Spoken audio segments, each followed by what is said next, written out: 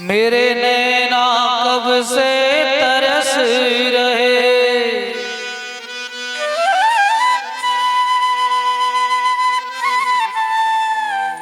ओ मेरे नैना कब से तरस रहे,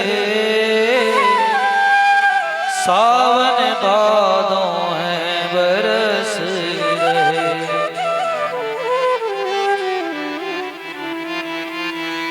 अब छाए घन घोर अंधेरे,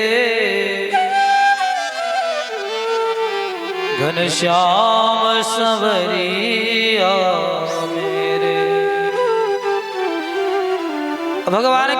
भगवान ध्रुव के सामने खड़े हैं। ध्रुव ने आंख नहीं खोली, मन में भगवान को देखने की अभिलाषा है। अश्रुपात हो रहे हैं भगवान के साधना करते करते कि कब तुम्हारे दर्शन होंगे। प्रभु आ जाओ, प्रभु आ जाओ, प्रभु आ जाओ, प्रभु आ जाओ। अब और न मुझको तरसाओ। क्या सुंदर स्थिति ध्रुव की यहाँ पर भागवत जी में है।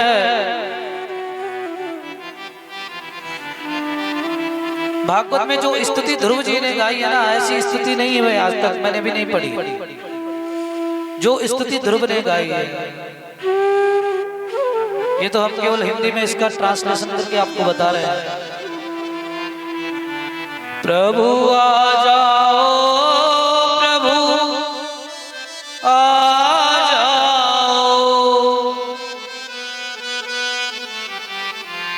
प्रभु आ जाओ, प्रभु आ जाओ, प्रभु और न मुझको तरसाओ।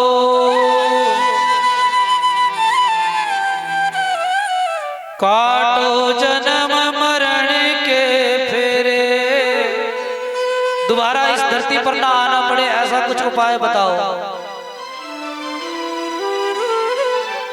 काटो जन्म मरण के फेरे,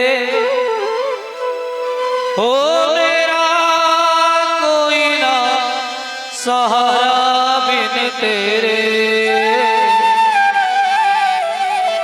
घनश्याम संवरिया मेरे,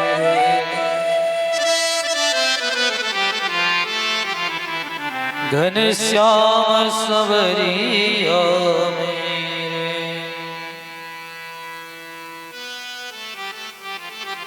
जब से हो जिस दिन से दुनिया में आया,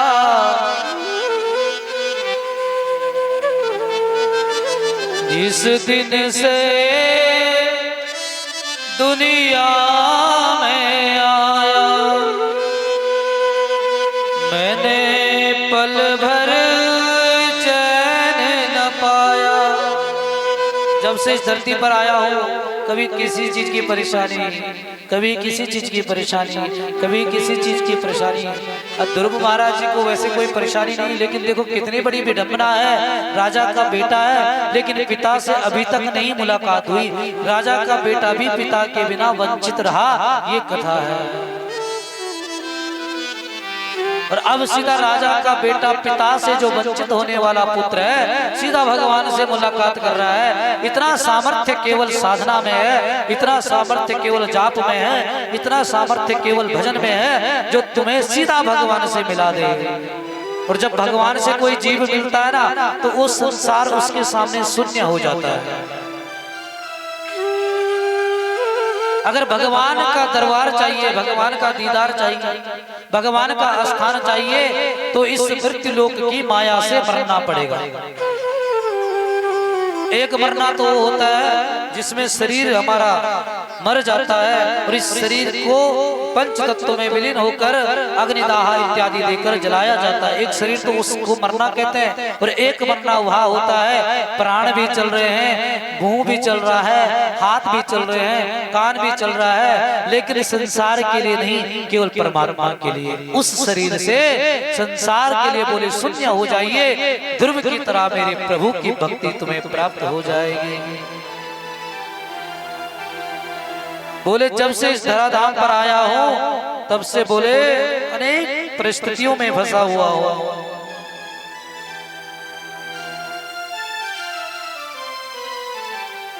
जब से इस दुनिया में आया मैंने पल भर चैन न पाया, सहे कष्ट पे कष्ट घनेरे, कष्ट पे कष्ट बोले अनेक प्रकार के चीज, घन श्याम संवरिया में।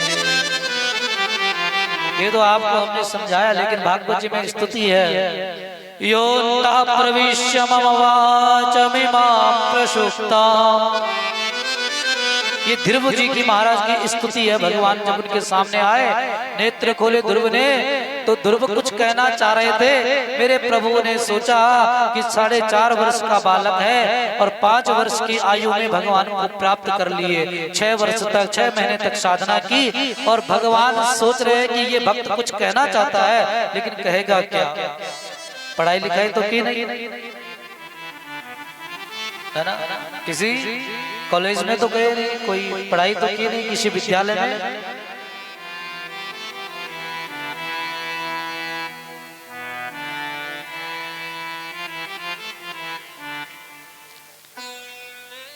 पढ़ाई तो की नहीं महाराज, तो क्या पढ़ेंगे बोले।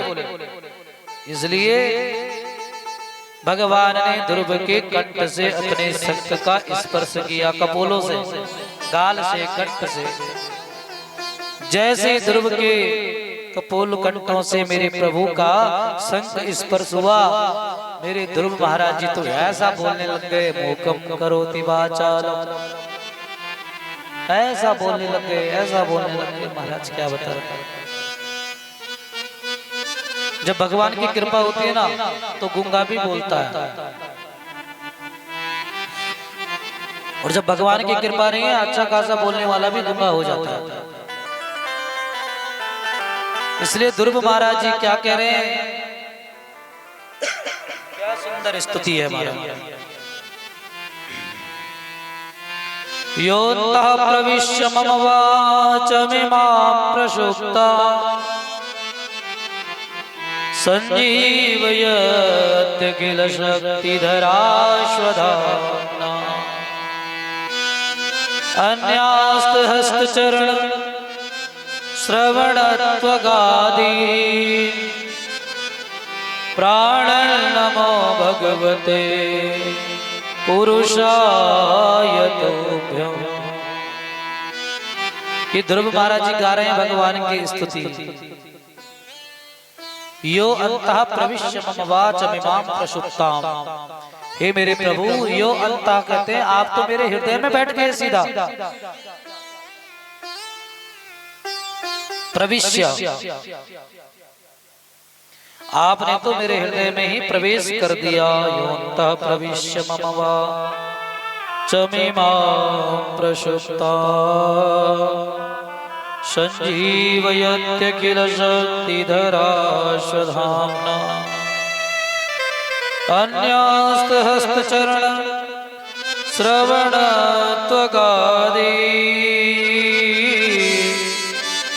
प्राणन्नमो भगवते पुरुषाय तुभ्यम्।